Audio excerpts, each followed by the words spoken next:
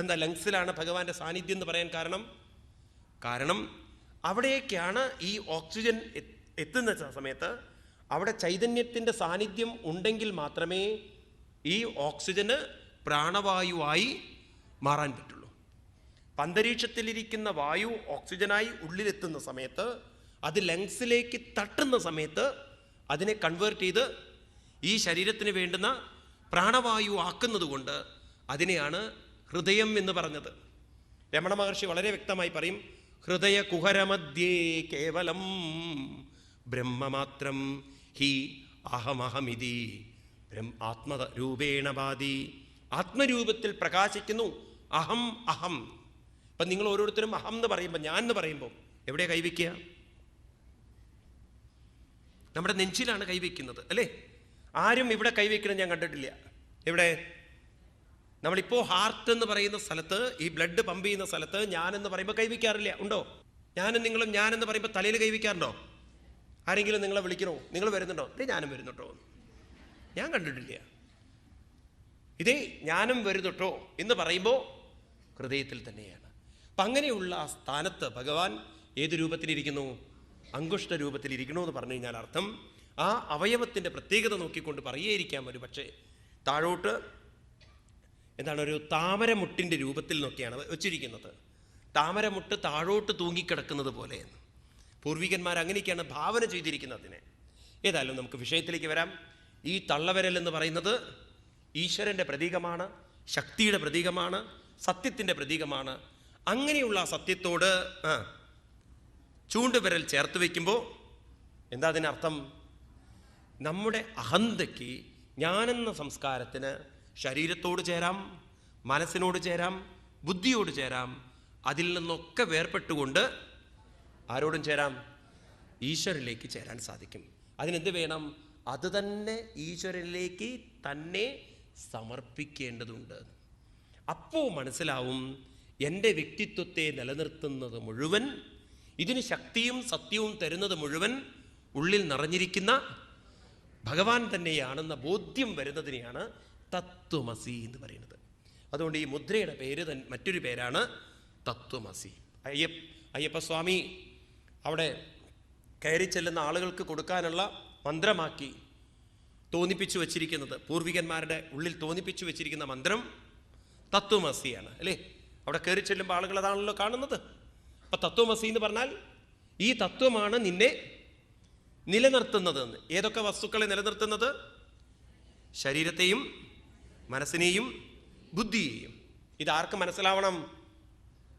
ഞാനെന്ന സംസ്കാരത്തിന്. ഇനിയും വളരെ ശ്രദ്ധിക്കൂ. അതുകൊണ്ട് നമുക്ക് രണ്ട് സംസ്കാരങ്ങളെ വാർത്തെടുക്കാം. ശരീരത്തെ സംബന്ധിച്ചുള്ള ചിന്തകളുടെ സംസ്കാരം, മനസ്സിൻ്റെ ചിന്തകളെക്കുറിച്ചുള്ള സംസ്കാരം, അറിവിൻ്റെയും കഴിവിൻ്റെയും സംസ്കാരം. ഇതൊക്കെ നമുക്ക് വാർത്തെടുക്കാം. അതേസമയം നമുക്ക് ഇതെല്ലാം നിലനിൽക്കുന്നത് ഭഗവാനുള്ളത് കൊണ്ടാണെന്ന് ഒരു സംസ്കാരവും നമുക്ക് വാർത്തെടുക്കാം. ആത്മീയ സംസ്കാരം വാർത്തെടുത്തുകൊണ്ടാണ് നമ്മൾ ബാക്കിയുള്ള സംസ്കാരങ്ങൾ നിലനിർത്തുന്നതെങ്കിൽ ആത്മീയ സംസ്കാരത്തിന് നാശമില്ല, ബാക്കിയുള്ള സംസ്കാരങ്ങളെല്ലാം നശിച്ചു പോകും. കൂടുതൽ സമയം നമ്മൾ മറ്റുള്ള സംസ്കാരത്തിൽ നിലനിൽക്കുമ്പോഴല്ലോ ഒരു കാലത്ത് നമ്മൾ പഠിക്കും ഇതൊന്നും എൻ്റെ കൂടെ ഉണ്ടാവില്ല. ഭാര്യയും ഭർത്താവും കൂടെ സിനിമ കാണാൻ പോയി. അങ്ങനെ സിനിമയ്ക്ക് പോകുന്ന സമയത്ത് കുറച്ച് നേരത്തെ അവർ തിയേറ്ററിലെത്തി. അപ്പം ഭാര്യയോട് പണ്ടേ ഭർത്താവിനുള്ളൊരു വിഷമം എന്താണെന്ന് വെച്ചാൽ ഇവൾ അനാവശ്യമായി കാശ് ചിലവാക്കണമെന്നാണ്. കുറേ ഷോപ്പിങ്ങിന് പോകണു, കുറേ ബ്യൂട്ടി പാർലറിൽ പോകണു. എൻ്റെ പൈസ തുലയ്ക്കാനായിട്ട് അവൾ വന്നിരിക്കുന്നത്. എന്തായാലും അന്നത്തെ ദിവസം വളരെ നല്ല മൂഡോട് കൂടിയിട്ട് അവർ സിനിമ കാണാൻ പോയപ്പോൾ ഒരു പെണ്ണ്, യാചിച്ച് ജീവിക്കുന്നൊരു പെണ്ണ് ഇദ്ദേഹത്തിൻ്റെ ഭാര്യയുടെ മുന്നിൽ വന്ന് കൈനീട്ടാൻ തുടങ്ങി. അപ്പോൾ ഇദ്ദേഹത്തിൻ്റെ ഭാര്യ ആ യാചിക്കാൻ വന്ന സ്ത്രീയോട് ചോദിച്ചു, ഞാൻ നിനക്ക് പൈസ തന്നാൽ നീ ബ്യൂട്ടി പാർലറിൽ പോകുമെന്ന്. ആരാടാ ചോദിക്കുന്നത്? യാചിക്കുന്നവളോട്. നീ ബ്യൂട്ടി പാർലറിൽ പോകുന്നു. എന്താ ചേച്ചി പറയുന്നത്, എന്താ പറയണമെന്നൊക്കെ പറഞ്ഞ് ഇവർ ഒന്നുകൂടി വിനയാന്യതായിട്ട് പറഞ്ഞു, ഞാൻ അങ്ങനെ പൈസ നശിപ്പിക്കുമോ? ഭക്ഷണം കഴിക്കാൻ വേണ്ടിയിട്ടാണ് പൈസ ചോദിക്കുന്നത്. അപ്പോൾ വീണ്ടും ഇവർ ചോദിച്ചു, ഞാൻ നിനക്ക് പൈസ തന്നാൽ നീ ഷോപ്പിങ്ങിന് പോവോ? ഞാൻ പറഞ്ഞില്ലേ ഞാൻ ഭക്ഷണം കഴിക്കാനാണ് കാശ് ചോദിക്കുന്നതെന്ന്. ഓ, അപ്പോൾ ഒരു കാര്യം ചെയ്യൂ, ഞങ്ങളുടെ കൂടെ വരുമെന്ന്, ഹോട്ടലിലേക്ക്. അപ്പോൾ ഹോട്ടലിലേക്ക് ഇവളെ കൊണ്ടുപോയി. അപ്പം ഭർത്താവ് ചോദിച്ചു, നീ എന്തിനാണ് ഇവളെയും കൊണ്ട് വന്നിരിക്കുന്നത്? അവിടുന്ന് വല്ല കാശും കൊടുത്ത് വിടായിരുന്നില്ലേ എന്ന് നിങ്ങൾ മനസ്സിലാക്കൂ. ഇവള് കാശ് കൊടുത്ത ഷോപ്പിങ്ങിനും പോവില്ല, ബ്യൂട്ടി പാർലറിലേക്കും പോവില്ല. അങ്ങനെ പോവാത്തത് കൊണ്ടാണ് ഇവൾ ഈ രൂപത്തിലായതെന്ന് നിങ്ങൾ മനസ്സിലാക്കിയാൽ.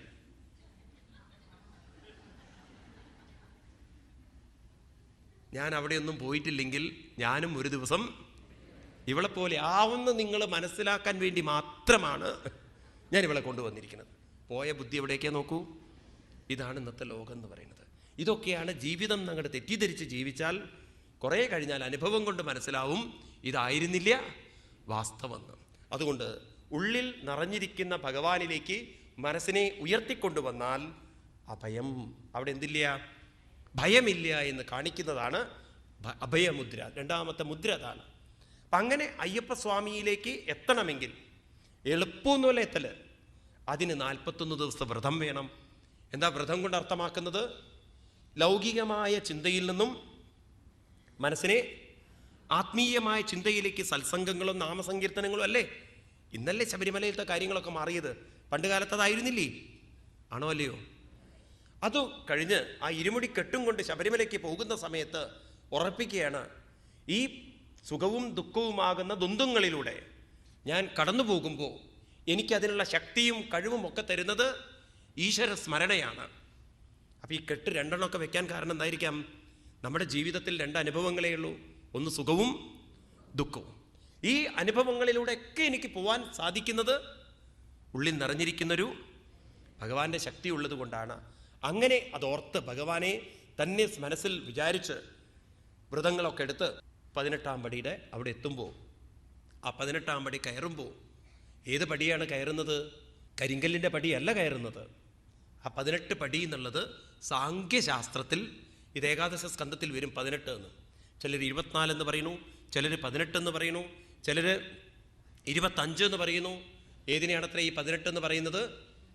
നമ്മുടെ വ്യക്തിത്വത്തിലെ സ്ഥൂലവും സൂക്ഷ്മവുമായിരിക്കുന്ന ഘടകങ്ങളെയാണ് പറയുന്നത്.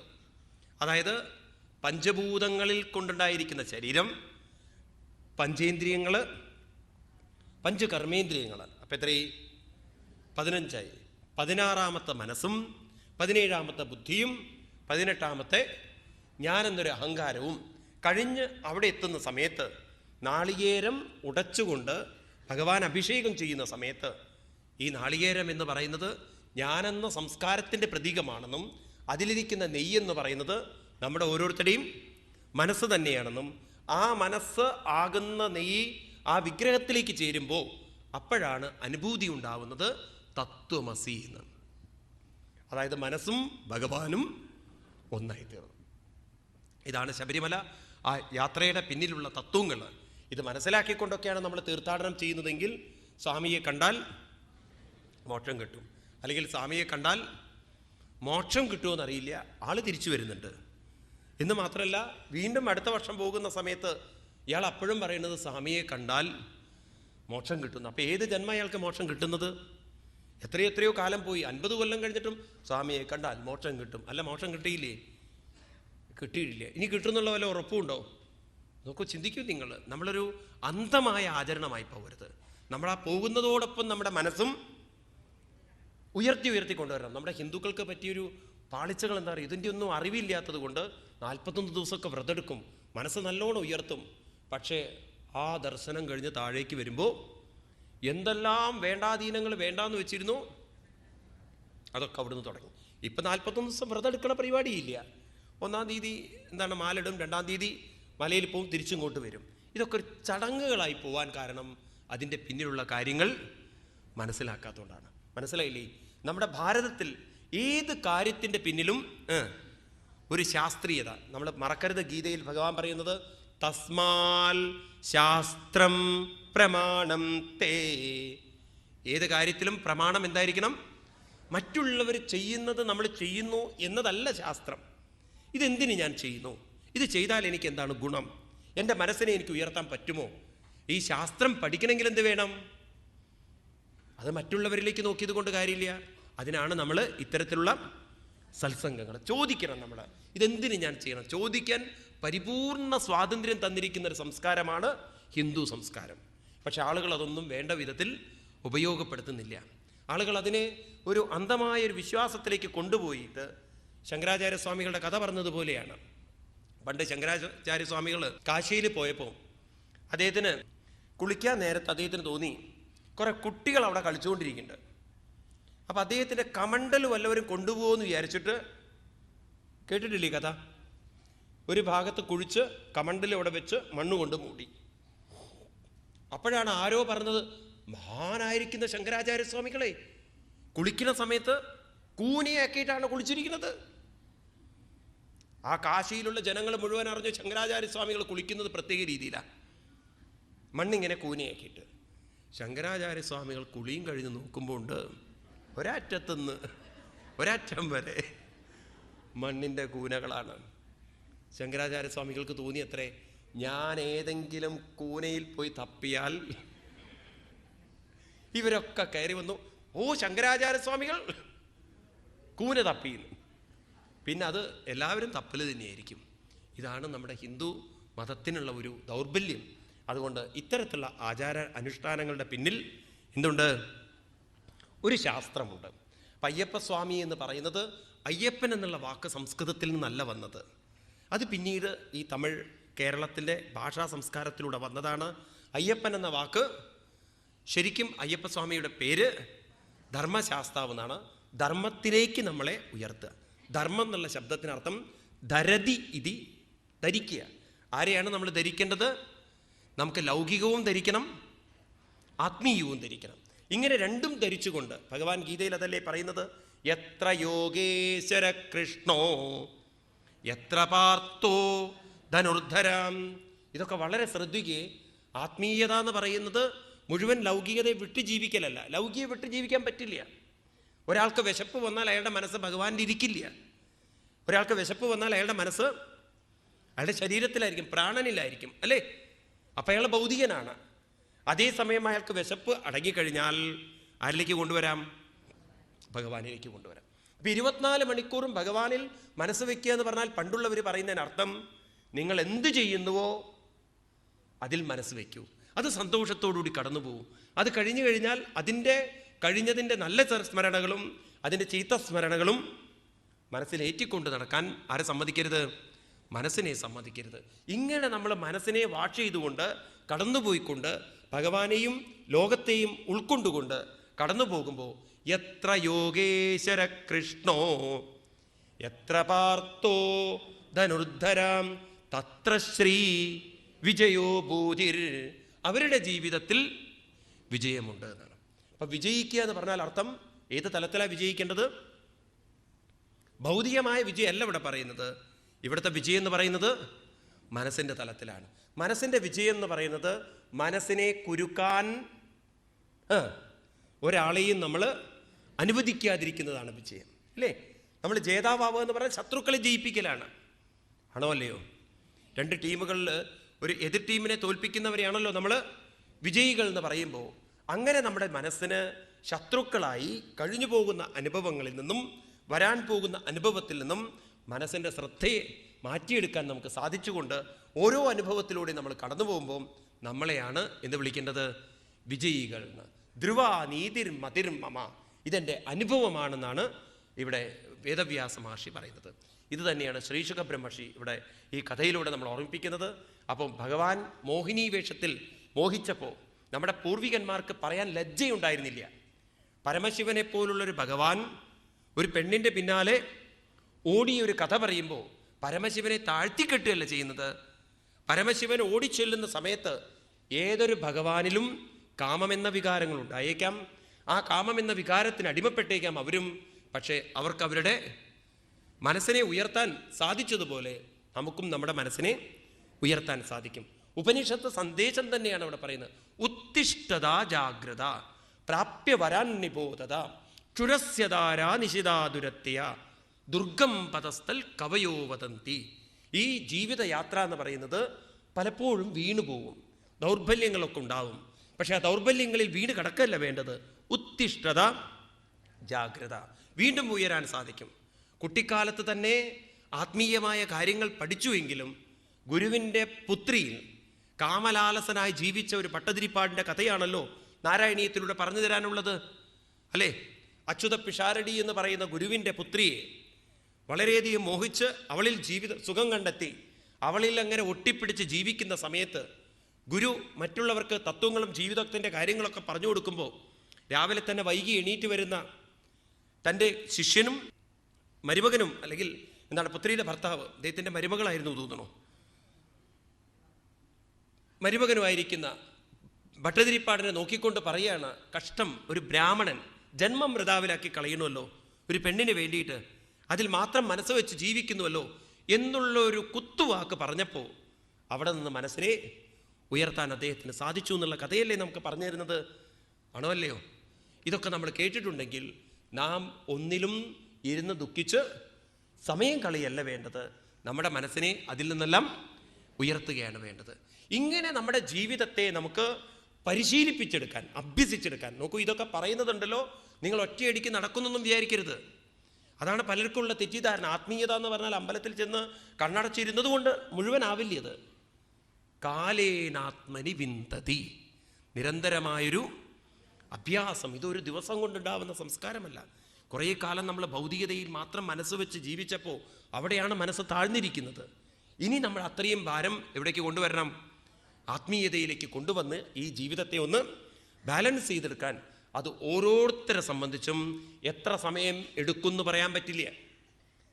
ശ്രീകൃഷ്ണ ഭഗവാൻ തന്നെ പറയുന്നു, പലരുടെയും മനസ്സിലുണ്ടല്ലോ, ചിലർക്കുണ്ടല്ലോ പെട്ടെന്ന് ബോധ്യവും, ചിലർക്ക് എത്ര പറഞ്ഞാലും ബ്രഹ്മോ ആത്മാവോ, എന്താത്മാവ്?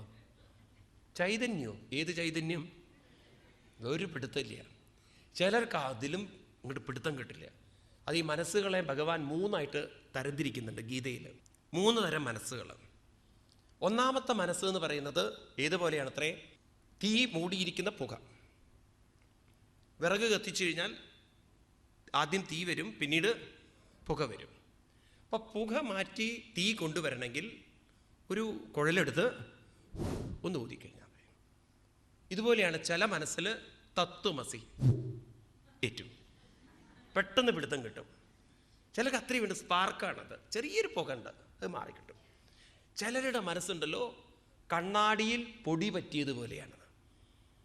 നിങ്ങളൊരു 10-20 ദിവസം വീട്ടിലില്ല, റോഡ് സൈഡിലാണ് വീടെന്നുണ്ടെങ്കിൽ കണ്ണാടിയിൽ നിറയെ പൊടി പറ്റിയിട്ടുണ്ടെങ്കിൽ പോവില്ല. എന്ത് വേണം?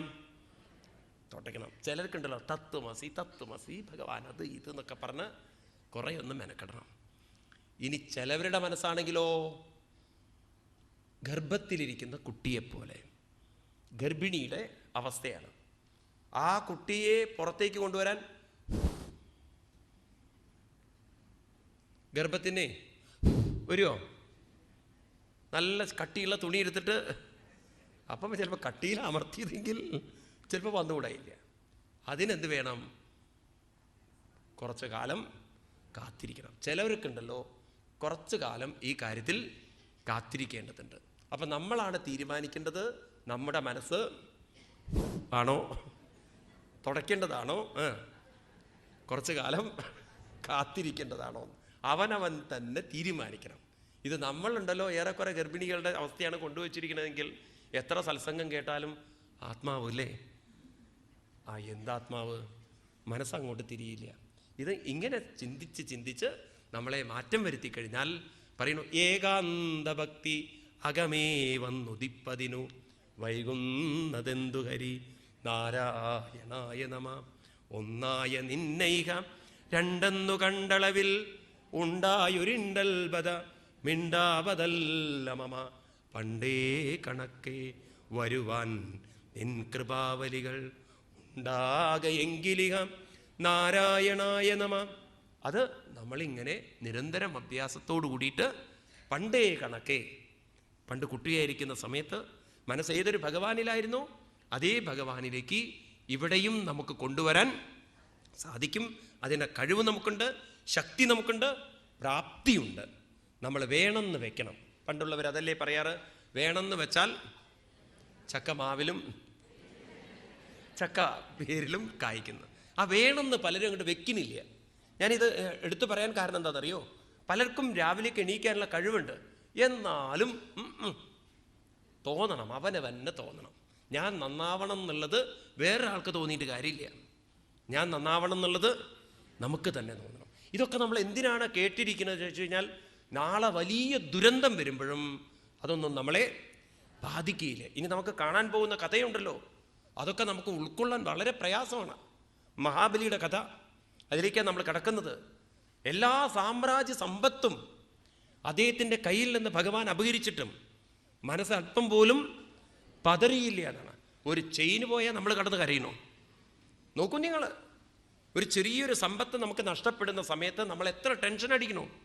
ഇവിടെ സർവ്വസമ്പദ് സമൃദ്ധം നഷ്ടപ്പെട്ടിട്ടും മനസ്സ് പതറിയില്ലെങ്കിൽ എത്രയോ അദ്ദേഹം മാനസികമായി ഉയർന്നിരിക്കുന്നു. അങ്ങനെ നമ്മൾ മനസ്സിനെ ഉയർത്തി ഉയർത്തി ജീവിച്ചു കഴിഞ്ഞാൽ ഏത് പ്രശ്നങ്ങളും ഒരു അനുഗ്രഹമായി നമുക്ക് കാണാൻ പറ്റുമെന്ന് ഓരോ കഥയിലൂടെയും നമ്മൾ ഓർമ്മിപ്പിക്കുകയാണ് ഭാഗവതം. അപ്രകാരം ഈ കഥ പറഞ്ഞ് ഉപസംഹരിപ്പിക്കുന്നു. ഇനി നമുക്ക് കാണാനുള്ളത് മഹാബലി ചരിതവും വാമനാവതാരവും. ഏറെക്കുറെ നമ്മൾ കേരളീയർ തെറ്റായി മനസ്സിലാക്കിയൊരു കഥയും കൂടിയാണ് ഈ വാമനാവതാരം. കാരണം മഹാബലിയെ ഭഗവാൻ വാസ്തവത്തിൽ എവിടേക്കാണ് ചവിട്ടി താഴ്ത്തിയെന്ന് നമുക്കറിയില്ല.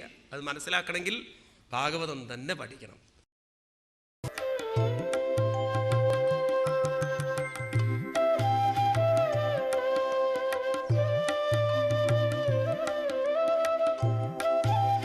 Hari Om. For details, contact